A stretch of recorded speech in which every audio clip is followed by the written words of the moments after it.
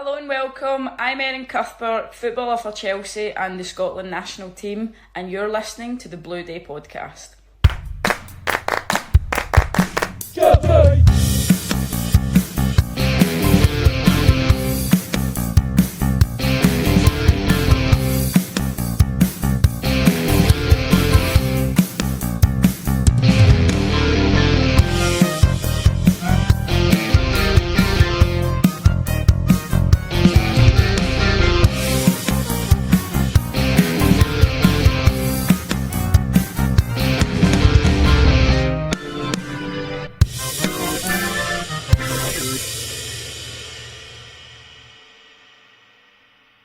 Fellow Chelsea supporters, here at the Blue Day podcast, I am thrilled to welcome our guest on the show today. He joined Chelsea in 1996 and would work with footballers us fans call legends today. He was the fitness coach under notable managers such as Gianluca Vialli and Jose Mourinho. Here is Ade Mafe, who I should mention as well actually represented Great Britain as a sprinter at the 84 Olympics. Ade, welcome to the show. How are you, first of all? I'm fine, thank you. Good. Thank you for coming on to the show. No problem. Talk about your time at Chelsea. So we'll start way back in 1996, where obviously you probably agree with me on this one. Football was a lot different back then. Yeah. Euro 96 was probably still on people's minds. Yeah. And a certain Ruud Gullit became the player manager at Chelsea Football Club. Yes. You would join the coaching staff that same summer. Yeah. How did this move come about for you? Was it always an idea for you to get into football after your days as a sprinter come about? Not really. I'd been involved in sprinting since the age of 11, retired at 26 and was a personal trainer to individuals in Kensington in London. And I think Ruud was made manager of Chelsea Football Club, and he played in Italy, and they had a fitness coach there. And he obviously, as a manager now, wanted a fitness coach, but there wasn't any in the Premier League at that time. And so there was a guy who was appointed to find his staff, called my old running coach, said, I'm looking for a fitness guy to come in and work with our players.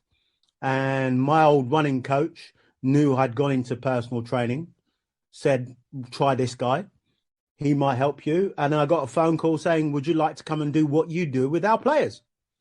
And obviously I said yes. And next minute I know I'm at Chelsea Football Club. Worked with him. He got sacked. When he got sacked, I thought that was my time. I thought that was it. And then what happened was Gianluca Vialli was appointed player manager. That's right. And he was going to bring in a guy from Italy, Antonio Pintus. And Antonio Pintus came in. He came in. And Gianluca Vialli said, his English isn't very good. Just help him out. So you can understand Italian and a little bit of Italian, and you're a good guy. So just help him out. And so I was fine, helped him out. I helped him out when Luca Vialli was manager. Then after Luca Vialli was Claudio Ranieri. That's right. His coach he had a fitness coach as well, Roberto Sassi. And Roberto Sassi came in and he said, he just came in and Claudio wanted Antonio to stay, but Antonio said, no, you got to bring Roberto in. Keep this going because he's been pretty useful to me. And Roberto doesn't understand much English. They may not understand him properly. Take this guy on because he's pretty decent. And I then worked with Claudio Ranieri, and he's a fitness coach. Then when he got sacked, and then they brought in Jose Mourinho for the first time. He had a fitness coach, Rui Faria. We were all told, oh, he's coming in, blah, blah, blah, blah, blah. We got to meet him, blah, blah. So we all went, new manager. And again, I thought my time was up. And he then said, I know, I've seen your face in the website. Who are you? And I explained who I was. And I explained what I did. And he said, oh, fine. I want you part of my team. So then I stayed with Jose and Rui. And then I found one season, I found that my role wasn't really involving enough, but there was the reserve team to work with. Right. So I worked with the reserve team. And then I think after then, I think it was 2006. So it would have just been when Jose left the first time. I had a difference of opinions, and I think I'd known one of the players for quite a long time, and he had risen, playing for the first team. I knew him as a youth team player. He plays for the first team, and was playing for England. And his attitude towards everything was a bit, and I just fell out with him. There was a small falling out, misunderstanding with the manager. And then at the end of the season, I think Peter Kenyon, who was the chairman, said to me, I think you better move on. And I've been there 10 years. And I thought, you know what? Thank you very much, because my whole life had changed. Thank you very much, Chelsea Football Club. And I went on to work for Millwall, West Brom, MK Dons, Watford. And I spent 17 years in football. So I was happy at my time. And I thought, it's time to move on. I guess the difference would be you, as an athlete, you have that single-minded, single determination frame of mind. You're not used to operating within a team, and with a footballer, you have to rely on your teammates, and that was a cultural difference. And you could see it was a mental setup as well. It was not just football to athletics. It was, they would look at you as an athlete, and I would look at them, I'm as an individual, and I have to be the best that I can be. Whereas another guy, I don't have to do as much because I can rely on him doing more. So if I'm, say, a striker, I don't have to run around so much because the midfield is going to do that. If I'm a defender, I don't really have to do so much because the midfield and the strikers can do all that. It was different. The way that we thought, the way we went about things, it was different. But, the basic things like power and acceleration, although it has to be adapted to football, the core of it was the same. And some of the methods that the Italians had incorporated into it was very much what we used to do as an athlete, but just en masse. There was not just one or two people. You had 20 to 30 people you had to do in one session. So you had to think about how you were going to implement that type of work to everybody. And that's where it got a bit confused. Then, as we know now, football has changed a lot with the advent of technology. It's now not so much you have to be fit to play football. You can actually be fit playing football. We can put a heart rate monitor and a GPS on you and see how far you've moved in a game. Whereas before we didn't do that. You had to be fit doing other things before you started playing football. That's how it's changed. And so my role as a PT, a general fitness coach, sort of not faded away, became maybe a bit redundant. Not redundant, but, and then what you would have is you would have ex-footballers who maybe got an injury at a very young age, they did a sports science degree, and they could relate to the players a lot easier than I could. And the players could relate to them because they knew what the demands were, whereas I was alien to their demands. My background is athletics. I played little football at school just because I could run. I had no ball skills whatsoever. And I remember I was outside with a ball and I have no touch, no control. I'm terrible. And obviously at a professional football club, it was embarrassing. So every morning I'll be out before they come up, just doing keepy ups, and they would all see me. And I was determined to master the ball, and I would go out there. And I think I was there for 6 months, just doing keepy ups, just trying to improve my touch a little bit, because it was embarrassing where they would pass you the ball and you were like, oh, it was terrible. It was like really alien to me.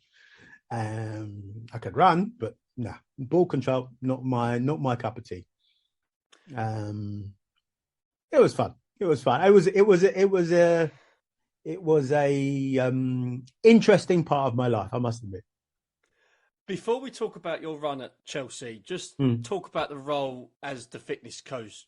Would you say then the role of the fitness coach has changed so much to the point where it's not just about keeping the players fit, it's about a whole lot more, and it would be about looking at more scientific to what it would have been back in the 90s?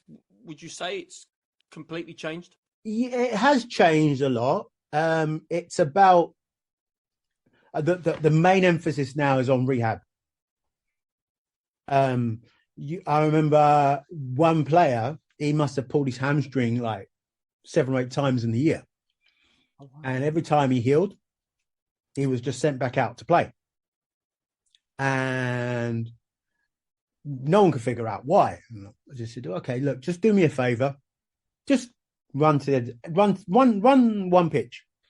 He ran one pitch, and straight away you could see that his glutes weren't firing. And you need to have, if you're going to run, you need to have your glutes firing as well as your hamstrings. And if your glutes aren't firing, your hamstrings will take all the stress and they would break.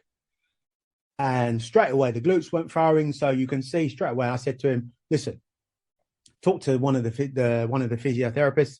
This guy, glutes aren't firing, needs to have a program put together for him to get his glutes firing, because he's not firing. And if they're not firing, he's going to pull his hamstrings all the time.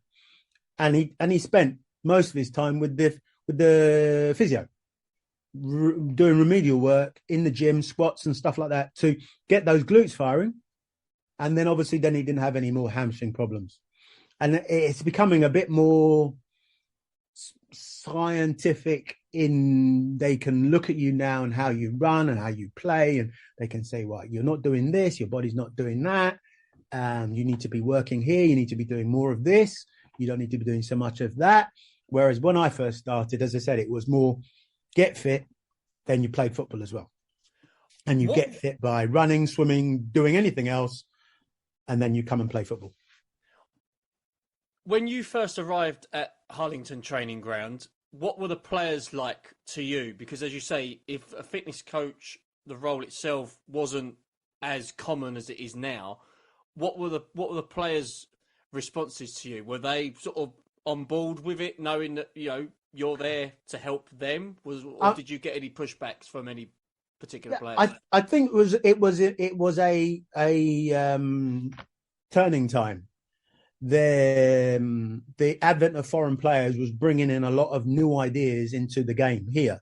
So you get old English players were having to adopt certain dietary, physical, resting attributes to be able to play the game. I remember Dennis Wise saying to me, he was I'll never forget this. He'd gone to the canteen and he had a bowl of fruit, and he was like, "What the hell am I eating this for?" And it was only because other players were doing it. That's why he was doing it. And otherwise, he'd be pie mash and drinking bottles of Coke and stuff like that and having a drink. Whereas, he had to adopt all these things because other people were. And as he said, when I first got there, yes, the main thing was you're from athletics. You don't know anything about playing football. So what do you have, or what can you bring to this game? You don't understand what we do. And I remember one day we were running around and they were whinging and complaining. And I was like, you know what? I know people who would do this for free. They wouldn't get the money that you get. They'll be happy to do it. So don't stand there and whinge, because you're getting paid, whether you do it or not. And that is the one thing from athletics then, not so much now, but athletics then was you only got paid per competition. Whereas in football, you get paid every week, win or lose. So you go to Southampton and you lose 1-0. There is no financial penalty. The only penalty is that the team doesn't do so well. You lose 3 points, but the players, they don't have any penalty. So you're as an individual, you're thinking, well, hold on a second. If I'd gone to that game and I'd lost, I'd have a penalty. I would not get so much money the next time. I came second. I came third. It was a penalty to me. Whereas if you're a football player, your team lost 3 points, but you still get picked for the next game. If you played well, the team would still go on. And so you can see how your mind and their mind are completely different. They work in different ways. And that incapacity or that lack of what's the word? They just didn't fit together, and it was always that problem. And so you had that problem. They were sort of, well, you're from athletics, you don't really know how we are and what we do, but we'll listen to you because the gaffer says that's what we got to do. And it was not really a kickback. I mean, they were perfectly good. They were perfectly fine. I never had any problems if I told them to do this or I told them to do that.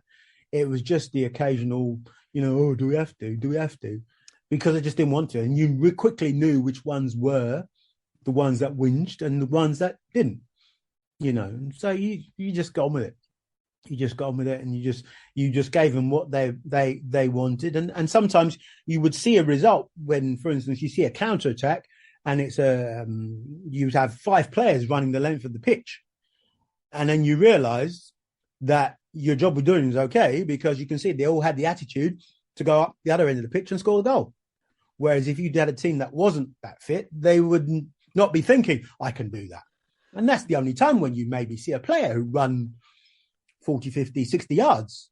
Most of the time, it's all 10, 20, 30s, and 30 at the max because it's all short distances.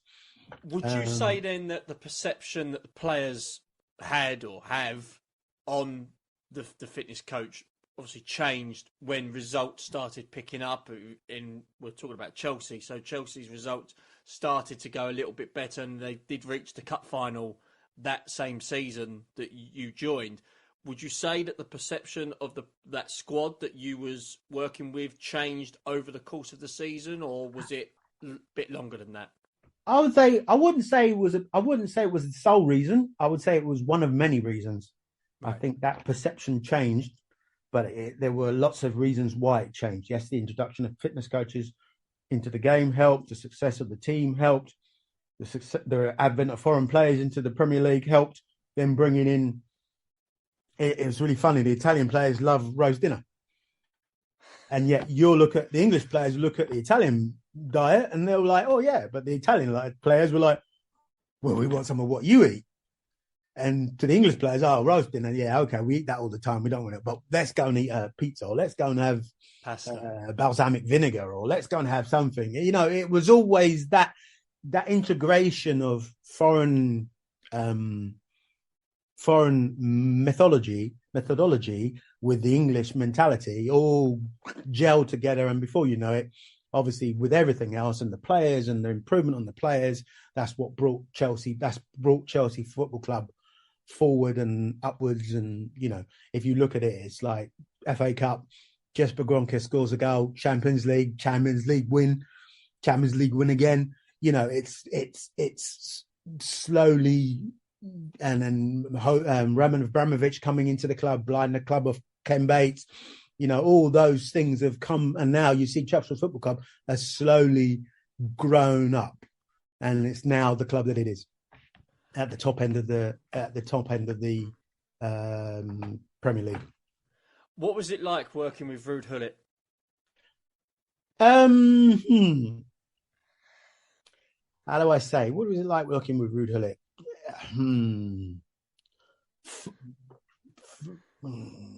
Okay, it was all right. If you see what's happened to him, if you see what's happened to him, what happened to him at Newcastle, what happened to him, I'm still friends with him on Facebook now, and he has that kind of laid back, kind of not superior, but kind of confident attitude to everything, and which has made him the player that he was, because he was always very, ha ha ha, watch me, I'm really good, ha ha ha. And I think you could see where he would trip up. What would trip him up. And I think you can see what happened at Newcastle was his, like, well, I'm the gaffer here. I do what I want. I'm the boss. I do what I want. And they were like, no, Alan Shearer's the boss. Alan Shearer runs the show here. You can't do that. And he paid the price. When the team started losing, he paid the price. The thing was, he was appointed player manager here, and a player manager is a very difficult role to do, because when you're playing, you can't see what you can see on the side of the pitch, but it's very difficult for you on the side of the pitch to go and train and do everything to play. And he was caught in that. He wanted to stand by the side of the pitch and watch them. And it's very difficult to do those two things together. He should have been either a manager or a player, one of the two. And there was a time when he was trying to do both, and, it proved very difficult. But would you say then, from a coach's perspective, that's what hindered him, was the fact that he was both. He wasn't one or the other. Yes. Right. I think that did hinder him. But I think also what hindered him was the way he was as a person. Right. There's nothing wrong with that, but that's how he was. And I think that kind of some people, it will rub them up the wrong way. And if you rub up the wrong person the wrong way in football's a very subjective game. It's a game, even when you get picked, it's not necessarily what you do. It's whether someone likes what you do. And if that person likes what you do, then you're okay. But if they don't like what you do, you're dead. Yeah.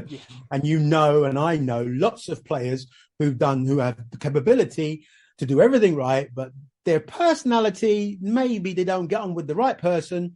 2 or 3 people don't like him. See you later. And that's how football is. And, you have to either respect it or not respect it. But, that's how you have to accept it. That's how it is. And you talk to anybody now, and you'll say, do you know talented guys? Yeah, God knows I know talented guys. And what are they doing now? They're just out of the game, because basically they got the talent, but the people that made those decisions, be it managers, scouts, whatever, they go, I don't like that about him, and then that's a cross. And then you got a cross, tick, tick, tick, and there's too many crosses. Okay, we'll go and find somebody else. They can tick a few more categories along the way. It's mad. The FA Cup final '97, Chelsea against Middlesbrough. Oh. What are your memories of that day? I've never been to Wembley Stadium before. It was the old Wembley. That's right. I remember I walked all the way around to the dugout, sat in the dugout, and Mark Hughes had gone, I've forgotten my socks. And I'd run all the way back to the change room, which was all the way down the tunnel, got Mark Hughes' socks, ran all the way back. And as I was coming out the tunnel, Roberto scored that goal. Oh no. And everyone was going mad. And I was like running back to the dugout. Everyone was going mad. I'm like, what's happened? Oh, damn, we scored. Oh my God. We still got 80 odd minutes, 90, 87 minutes to go. And then that was my one memory of the day. And then I remember coming out the tunnel. I did the warm up, coming out the tunnel, leading the team out the tunnel. Yeah, that was one hell of a first year in introduction to football. That's one hell of an introduction to football. I couldn't believe it. It was absolutely brilliant that day, that year. That year was absolutely 96. Wow, what a year that was. Because then it would be from 97 to 98. Then, as you said beforehand, Ruud Gullit left and Vialli came in. Yeah. How much of a change was it for you to deal with with Ruud Gullit going to then Vialli coming in. Did your role as the fitness coach change quite significantly, or was you still given the same remit as before? Well, I was, to be fair, as I said at the beginning, Antonio Pintus came in from Italy and brought a whole new, not new, I knew what was being done, but he brought a how to do it for 30 players. The organization that you'd have to do it for 30 players. The exercises were the same. Whereas I was just an individual thinking about one or two people, he was not. Football clubs, you have to be thinking about how 30 players can do this. And so straight away, we had to create a gym. The gym was full of 6 Smith machines, and he was doing squats with power readings, and it was multiplying everything out. And obviously, when you have to multiply and collect results from everybody, it was more than one person could do. And I was his assistant, if you know what I mean. But the exercises were fundamentally the same. Some of the stuff was like, whoa, you're doing that? Yeah, we used to do that, but you're doing that with footballers? Okay, I can understand where it would fit in, but that's something they'd never done before. And I think he sort of opened me up to the how you could train as a football player. Obviously, you know, then you have to think about, well, if you're going to train like that, you can't train like that in season because you're playing.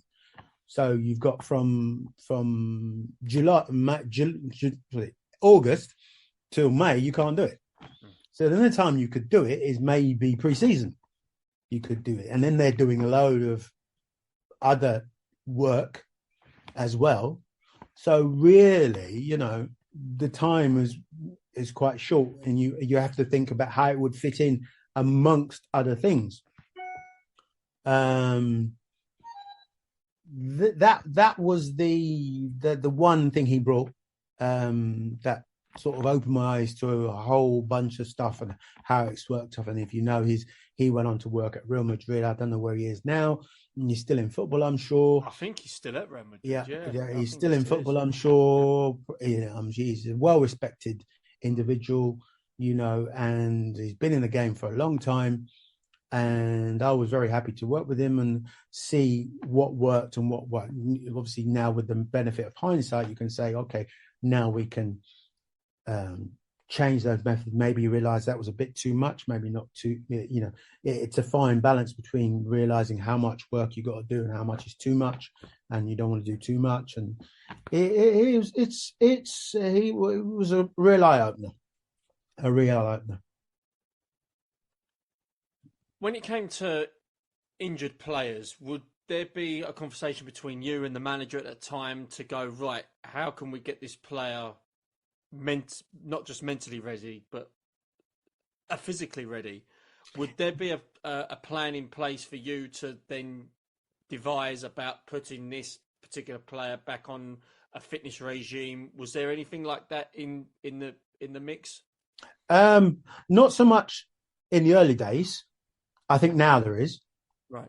I think now a returning player, I mean, I even think, well, if I think in my experience, in the later days with Mourinho, a returning player basically would go from first team straight to physio. Physio would then work with the rehab guy, and the player would move from physio, i.e. you can't do anything, to rehab guy. Okay, you need to be able to do twisting and turning, so on and so forth. And then he would move on to the fitness coach.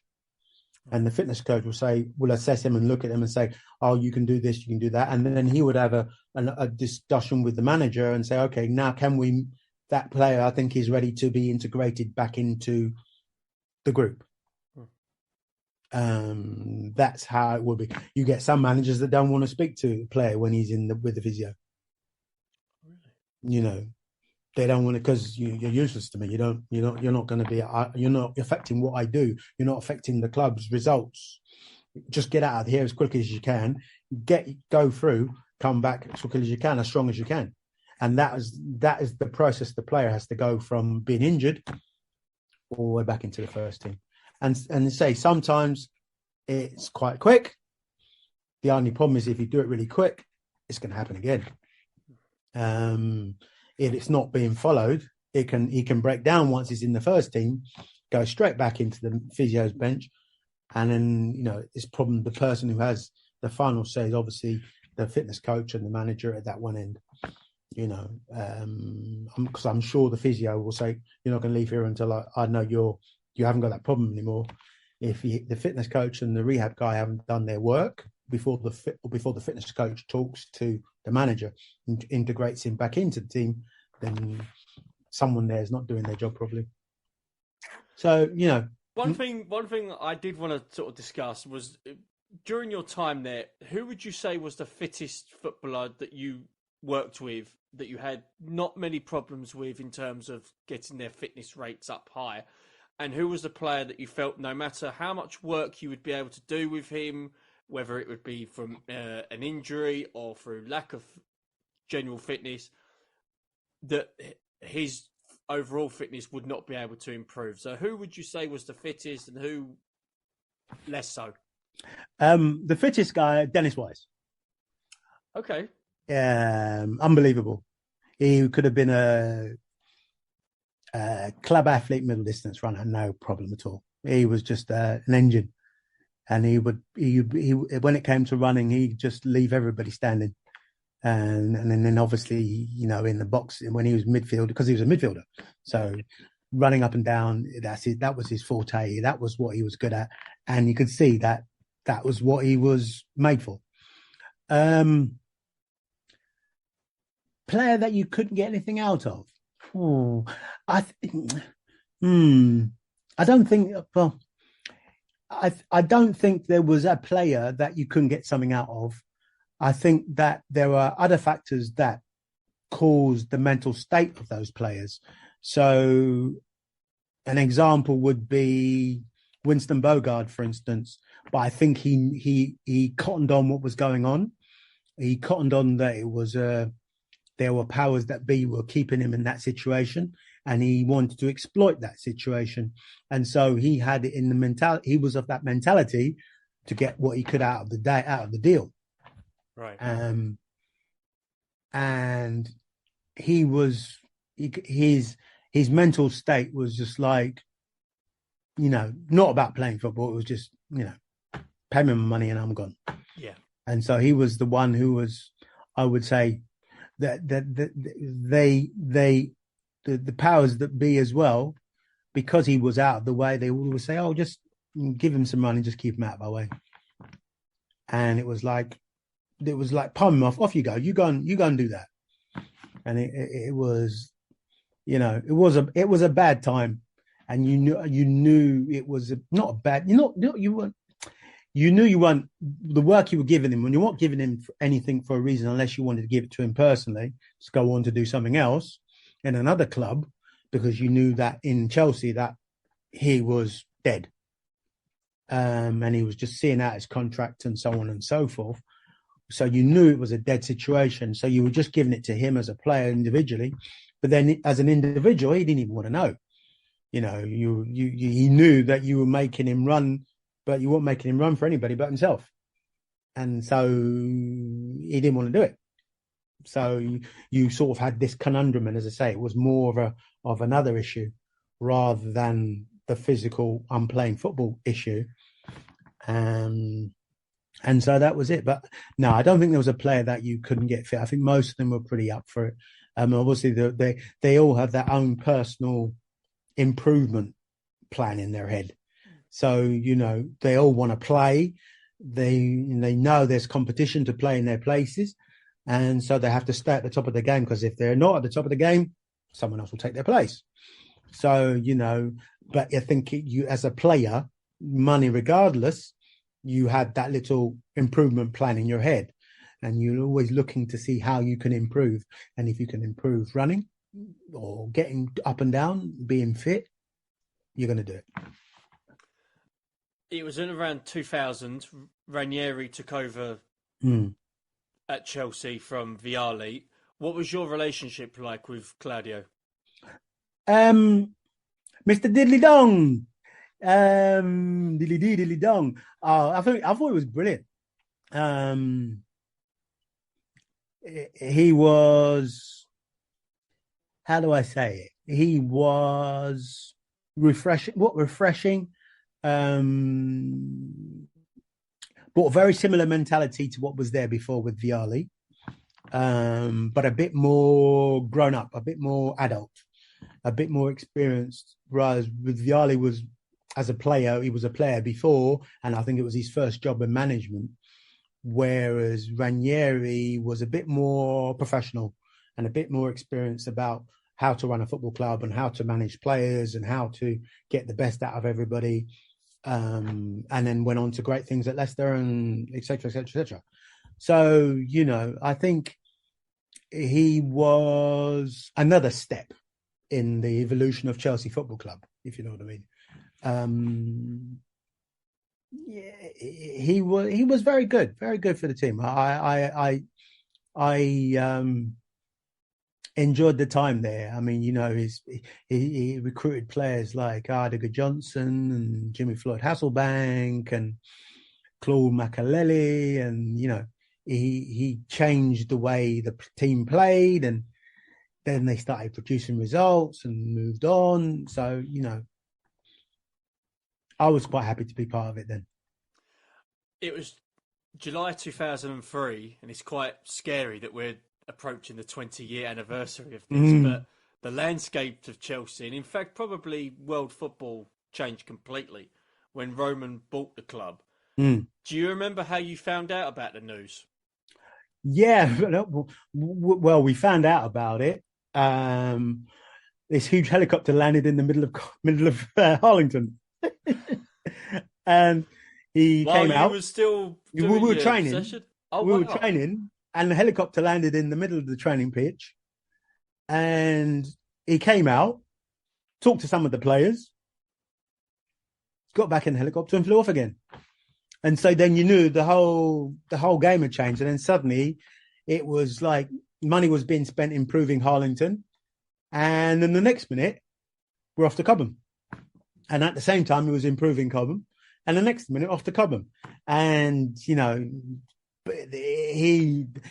injected so much cash into that training facility, that club, that, I as I say, brought it up another part of the step up, and it was amazing to be part of the beginning of it. And it's, to see that where it came from and what it is now is just like staggering. Absolutely staggering.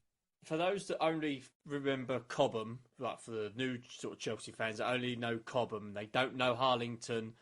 Describe to the listeners what Harlington was like, because people that I know have got their own stories of Harlington. Yeah. What's your best stories of Harlington training for Chelsea? Windy, right near the M4, right near the airport, cold, one big field that used to run around. Memories of there's so many. I knew one of the players had a relationship with Audi, his local garage next to him, and he came in a car, and you had the opportunity to drive cars that you wouldn't have the opportunity to drive. And I was always one like, oh, what was that a Ferrari? Could you mind if I have a go? And, yeah. And he brought in an RS6 Audi, the estate version, the monster estate version.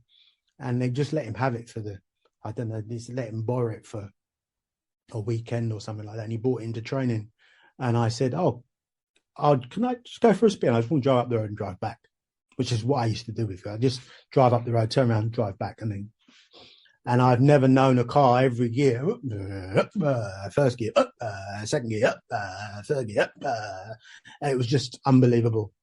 And then, Harlington, yeah, it was small. It was an old school training ground. It was an old university training ground. They had little changing rooms, and showers. You know, it wasn't, and it was a training ground. It wasn't anything special. But then obviously with Roman's money, then the whole game changed really, and it all went 5-star, and now it's ridiculous. Because it then moved to Cobham. It was around moved to 05, Cobham 06, and all the pitches, and then the buildings were being built. Now we got custom made player accommodation. If they want to stay there overnight, they can stay overnight. You got security guards. I mean, you go to Cobham now, and it's just like you can't even get through the door. No. In those days, you just get appointment only is Cobham. Yeah, appointment only is Cobham. I mean, you know, we used to have two ladies that used to do the cooking. They used to get £1 a player, and they used to go to the local supermarket and buy some chicken goujons in breadcrumbs, and they used to bring it back and cook them up. Now you got a 5-star bleeding chef Boyardee doing the whole cooking, and they all eat 5-star nowadays. You know, and it's almost, you know, it's crazy how it's changed from then to now. It's just mad, absolutely mad. With Roman's money and you know the fact that he was looking to make an impact, did you find it a challenge setting up sessions for players when that particular summer itself, Chelsea seemingly was buying a player every week? So you didn't know who was turning up or who would be leaving. Was it a challenge for you dealing with that particular outcome? No, I think you know, with the money you were buying a better player, a player who would be able to do things that other players could not do. But at the end of the day, he still has to run. He still has to be able to run. He still has to be able to get up and down the pitch, move from A to B, and that doesn't change. And most of the sessions are to help you do that, and do that a little bit better. So you didn't really have to change what you're doing. You had to be professional, and you couldn't mess about. You couldn't be disorganized. Yeah, you couldn't show you were disorganized. You had to be organized. Obviously, then they would look at you and reflect on you if you were disorganized. So you had to make sure that you were catering for the mass, the number that you had, and you were organized. If you were doing something, if you had an idea in your head, don't just think about doing it for 1 or 2 people. Think about doing it for 30, 40 people. If you can do that and make it look like you've accommodated everybody, it was almost easy for you. That was the skill, and that was the artery that Pintus brought, and Sassy continued about how to make 30 players perform. Only if you're doing a 1-to-1 with someone, that you're taking a player and you're working with him, and you've just got him on his own, it's easy because you're just dealing with one person. But when you're dealing with the squad, you might have 20 players, and if you mess up not the 18th or the 19th player, your reputation is looked upon by everybody else there as not great because you've messed up. So, you know, it was a challenge. As I said, I was only used to dealing with one-to-one people. These guys brought that expanded world to me, and how they now deal with how you do a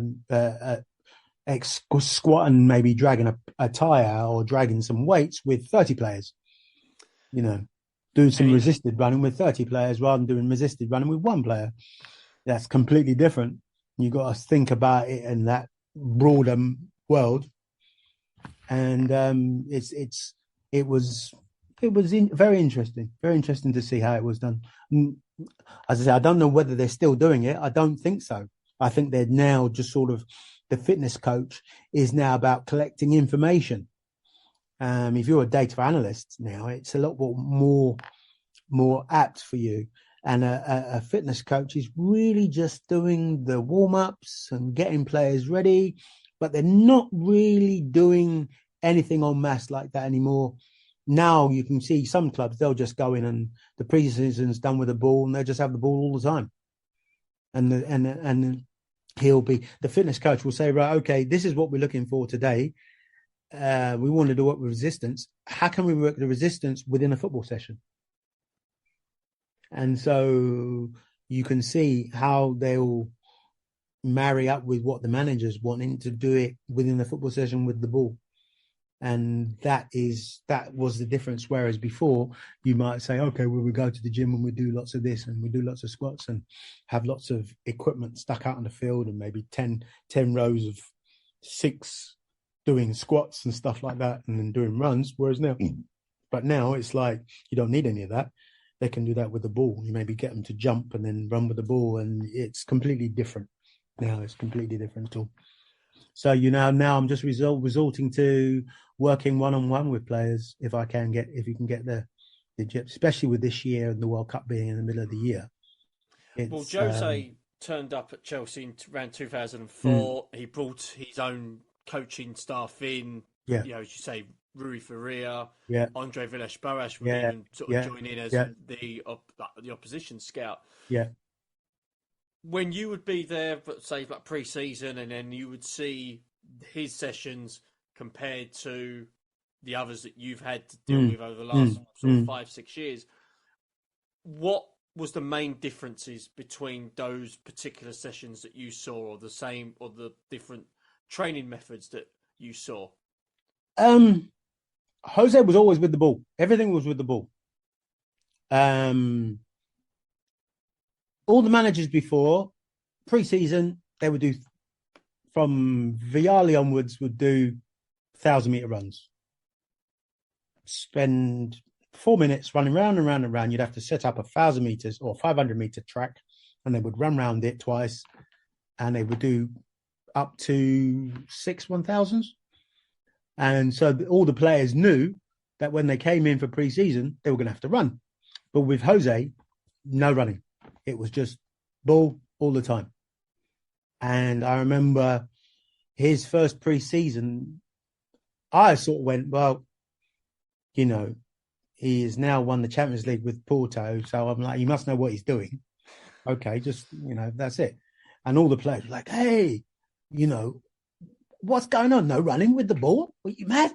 And you quite quickly, you realise that, yes, you train with the ball and that was enough. You didn't need to do anything else extra. And you could they must have saw it very differently then, because again, if they've been used to runs, sprints for days on end, weeks on end, to then be given a ball at their feet and go, right, here you go. There you go. First day.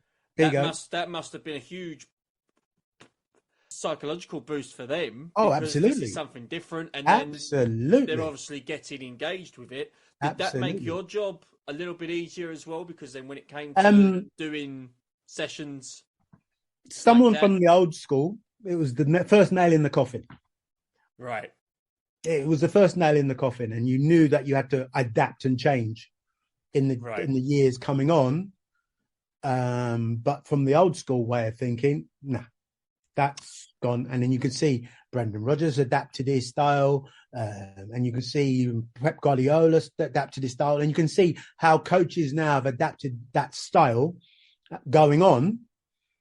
But the old school 6,000-meter runs before pre-season had died its death. And now the players realised when they came in, they didn't need to do that rubbish anymore.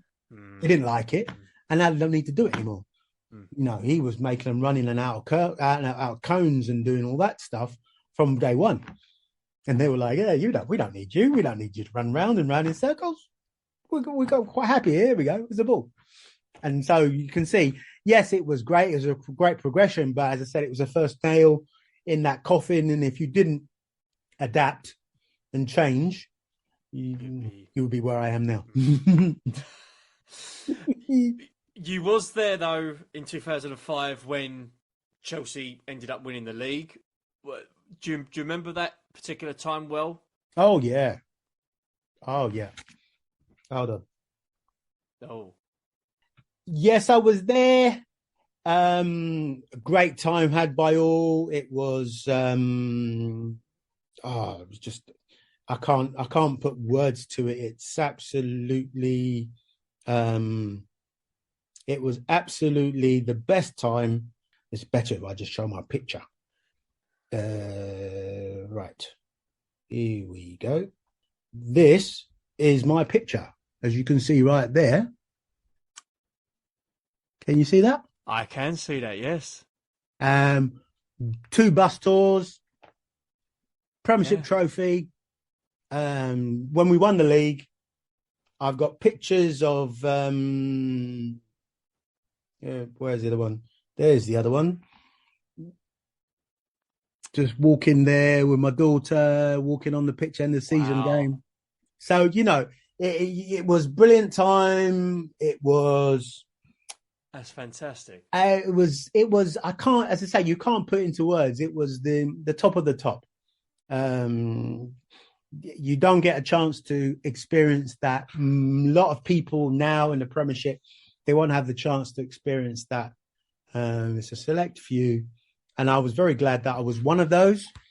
Doing that bus tour round Fulham, Jesus Christ, I've never seen so many people in my life on the streets. It's just unbelievable. I got loads of pictures, and I was just like, we're just going round, and the number of Chelsea fans that were out on the street down on the King's Road. Oh my God.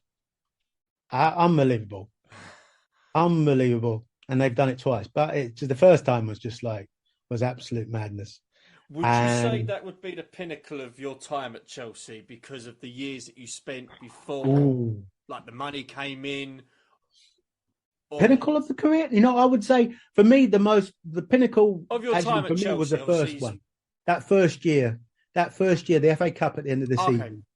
That was the one. Okay, she went on to win the Premiership, and you got into the Champions League, and they won the Champions League afterwards. But for me personally, running out onto that pitch with the players behind me for the warm up before the game, Wembley. For me, Wembley was old Wembley. Yes, proper Wembley, as I like Wembley, to say. Yeah. Proper Wembley. That was the Wembley I remembered. Have they? You know, it was that Wembley. Taking them out there, warming them up. Roberto scores in 43 seconds. Game goes on, win the FA Cup. That was it for me. Right. And what else happened? The success that went happen, everything else was.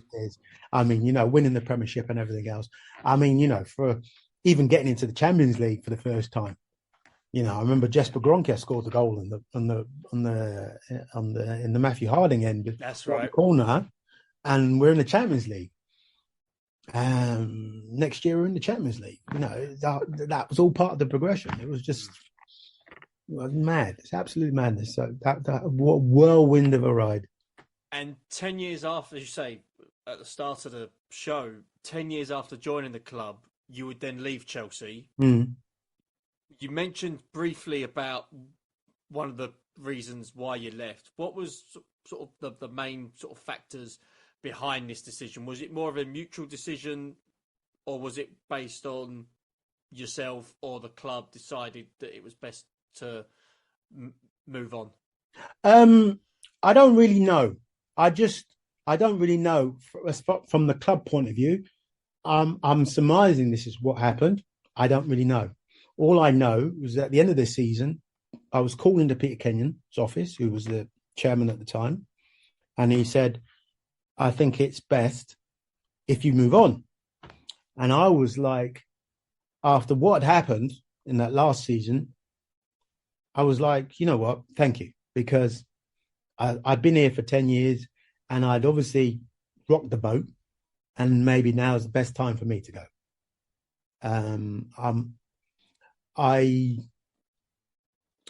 I don't know.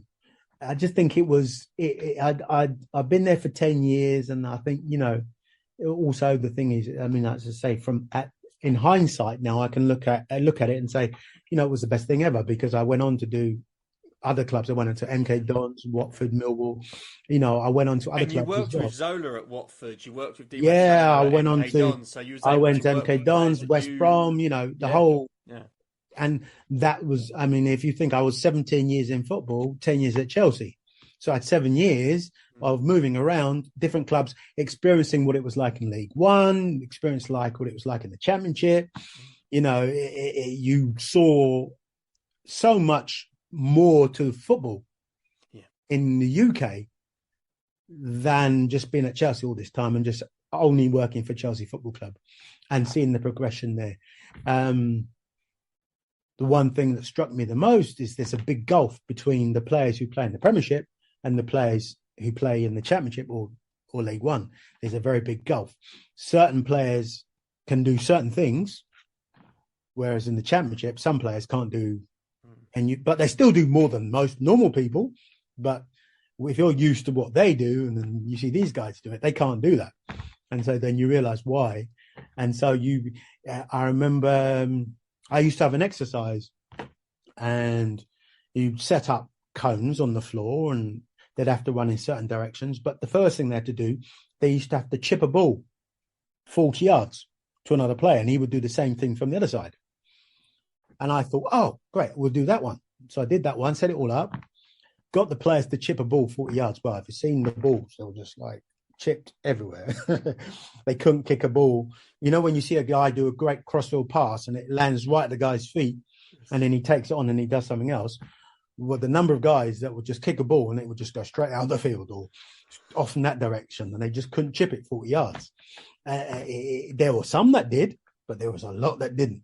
And so you knew straight away that these guys couldn't do those exercises, or they could do those exercises, but it would be a complete waste because that one skill they couldn't do. So you straight away, okay, look, you guys need to run. Off you go and run, because running is easy. You just need to run. Don't worry about the ball. Just do the ball when you're football session, but just run. And so you could see it was all stripped back, and it was not so all that technical side of it you had to just leave behind. And there are certain sessions that you can say, well, these guys, they can't do that. Let's just do this. So, you know, it did help you in good stead. But as I said, it was you because you were working with top end players, you could only work with top end teams. And that was the problem. Do you still keep in touch with some of your old colleagues at Chelsea, not just players, but obviously other employees like, you know, managers or assistant coaches? No, not really. But funny enough, I've been invited to there's a function tonight. The best Black All 11. I think it's Paul Canaville. Yeah, he's got a foundation. That's right. Yeah, and they've invited me to this foundation meeting tonight. Okay. And they, you know, the best, and to be fair about it, from a black point of view, you have a all-time Black first 11 that you can name in every position. You know, from Bernard Lambold right back, you've got Marcel, you've got Antonio Rudiger, you've got Celestine Babillard on the left, you've got Claude Makelele in the middle. You've got Drogba up top. You've got Sean Wright Phillips. You've got Michael Essien. You've got Mikel. You've got you could name a whole first 11. And so I've been invited to that. So I'm going to that tonight. Hopefully see some old faces. We never know. Good if you did, yeah. But you know, it's just you. As I said, you were part of Chelsea in a very formulative stage, and it's great to see how the club's evolved. And now we're just fighting at the top with other clubs that have evolved to stay at the top. And, you know, I think it's great. I mean, you just, you know, we've had our time. I think it all goes in phases anyway. You have your phases and then you have to rebuild and come back, you know, and at the moment it's maybe Man City's phase. And, you know, it's like, Liverpool's phase, and then they go down. And then it's going to be even Arsenal, Brian, are trying to get back up there again. From being up there, now they've been down in the doldrums and now they're trying to get back up there again. You know, that constantly changing world is why we love the Premiership and why we love the football in the country. That's all, you know, it's all part of it. It's really good. Finally, Ade, how do you look back on your time at Chelsea? How do I look back? I view life as a book, with loads of chapters in it, and it was one chapter in that book. And I think that it was one of the best chapters in the book, to be fair. From the very first paragraph, or not first page, wow. And then obviously reading on, seeing how it developed, and then going back down, and then going back up to the Premiership title, and so on and so forth. Great chapter. And then obviously leaving it and going into other clubs. But the first 10 years, I think it's a real eye-opener. I find myself a bit unique. I think you'll find that a few guys who are still working as a fitness coach in the industry. A lot of guys have moved on, and you realise that it's not if you're looking for security, football isn't the place for you. Right. Yeah. But it's great. You also know the although the players are earning mega money, think about the kit man, think about the physio, think about all the backroom staff that are devoted to the team and making the team play. And you if you realize, one thing I used to realize at the time was, like, if the team was playing on Boxing Day, and it was, I mean, although the FA do try, but say, for instance, the team's playing in Nottingham on Boxing Day, which I think Chelsea are playing this year in Nottingham, or the other way around. That's right, yeah. I think it's Nottingham on Boxing Day. So you realise that the team, the kit man, everybody else, the backroom staff will all be at Cobham on Christmas Day.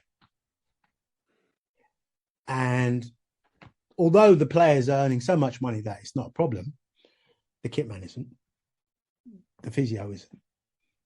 And he's having to give up Christmas Day because he would normally spend it with his family, and he's having to go into work because his team are playing on Boxing Day. So, you know, that's the unique thing you don't understand when what you do understand if you're me on this side, but when you're on this side yourself, you might not know that the kit man is giving up all that time to earn a regular wage, whereas you going to work on Christmas Day, you're getting double time, you know, because you're giving up that day. Whereas the kit man is not getting, he's not, unless the players are nice enough. I remember one player pre-Christmas, he would go around the training ground with a wad full of cash, and he'd be just giving the members of staff Happy Christmas, be going, Happy Christmas, Happy Christmas, Happy Christmas. And he'd just be going around like that. You got nothing from the club, just this one player. And you get other players that wouldn't do anything, or they say Happy Christmas to some people, or you get some players that give the boot boys a bonus.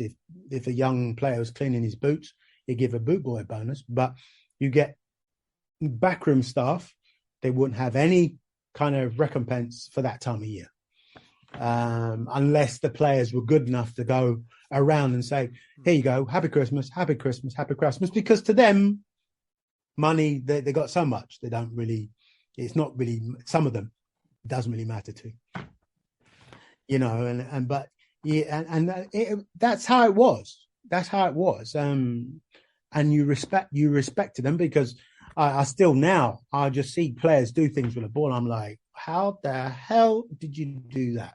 I mean, watching Franco Zola score that on the back heel goal. You remember the goal in their post? Still one of the greatest goals I've ever seen. Yes. From the corner, from Lassau's corner, straight in. He's come running in, jumped up in the air, and he's hit it. Kicked it between his legs, behind his legs, and it's gone in the goal. And you're just like, hold on a second. How did you do that? How did you calculate where the ball was going to be when you did that? How much force to put at? Yeah, and then you realise it's innate. It's not something that you skill. It's just in you. It was a gorgeous goal. Yes, absolutely just gorgeous, in you.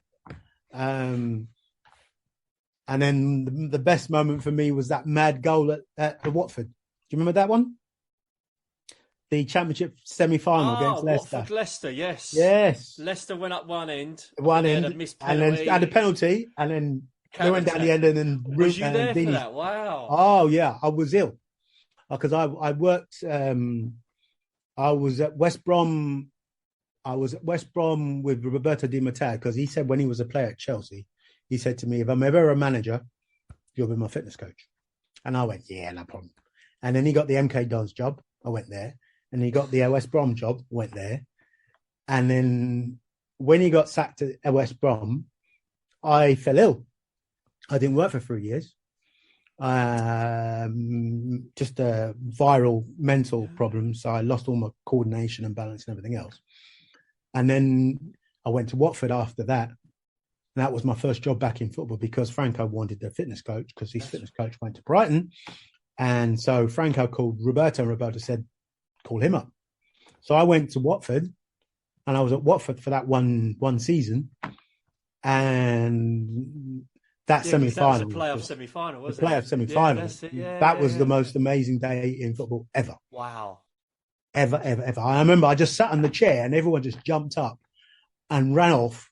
And I just sat in the chair thinking, I can't believe that's just happened. That's just mad. And I remember, and when you see it on TV, you see everyone jumping around and I'm sitting in the chair in the background because I would have been up there running. But I was so scared of running out there and falling flat on my face. Because one of my problems was I had no control, physical control. And so if I thought, I go and do that, I was so scared that I'd trip over and I'd fall over or I wouldn't be able to do it. So I just didn't do anything. I just sat there and I had to make sure every movement was controlled. Whereas uncontrollable with adrenaline, I wasn't going to get involved. So I just sat there in my chair and they all went mad and Franco jumping around with the goalkeeper and I just sat in my chair and just watched it. It's just unbelievable. Brilliant. But that was another game that I was very honoured to be at. And, and I think, as I said, that following season, because obviously they went to the Championship final, they lost to Crystal Palace they didn't go up. And Palace went up. And so the Pozies decided to chop and change and keep, because Zola left quite Zola left the following year and they chop and change and everything else. And he walked out. They still do that. They still do it. And, so I was one of the casualties at the end of the season. And I thought, 17 years, whatever will be, will be. If it happens to me, it happens to me. But otherwise, I'm just going to so I've moved away from it. I'm not really the type of person to tout it, if you know what I mean. I like to, if you know who I am, you come to me and you say, oh, look, I found you. Would you do this? I'm more than happy to do it. But I'm not one to go stuffing in people's faces. Oh, yeah, I've done this and that. That's how I am. Well, Ade, I've thoroughly enjoyed listening to your stories today. It's been an absolute pleasure. Thank you very much for coming on to the show again. And, all the best. Thank you very much indeed. All the best to you as well. And I'll mention you tonight, I'm sure.